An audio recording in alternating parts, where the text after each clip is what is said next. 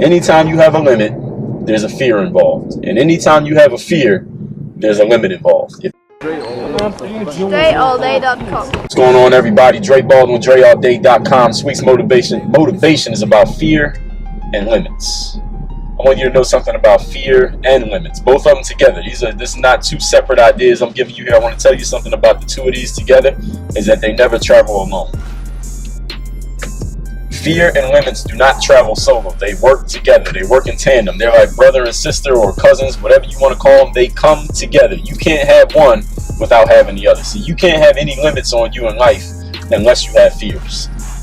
So if you have a limit right now, there's something you think you can't do, somewhere you can't go, something you can't have, a certain type of person who you can't be, some achievement that you feel like you can't achieve, that limit that you set on yourself is all based on some fear that you have, some fear of trying, some fear of going for it, some fear of people being against this, some fear of going after it and coming up short. There has to be some fear somewhere around if you have a limit.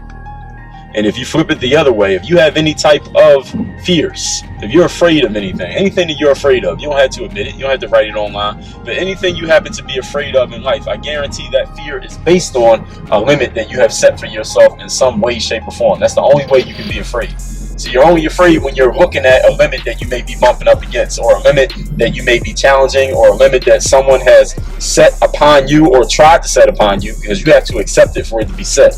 A limit can't be set by another person. Another person can't set a limit for your life. They can try, they can suggest something, but you have to accept it. So any limit that you have accepted that was given to you by somebody else, or somebody tried to put on you, or that you just decided to adopt because maybe you saw someone else try something, they didn't achieve it, so now you think it's a limit that's on you just because it didn't work out for them. Any fear that you have is based on a limit that you have decided to adopt.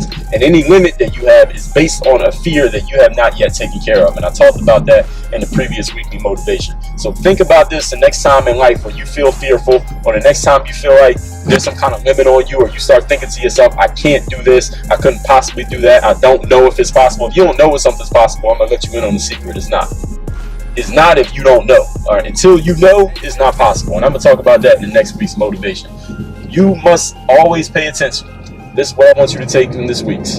Anytime you have a limit, there's a fear involved. And anytime you have a fear, there's a limit involved. If you want to get rid of all your fears, get rid of all your limits. And if you want to get rid of all your limits, get rid of all your fears. I guarantee they work together, they come together, and they will go together.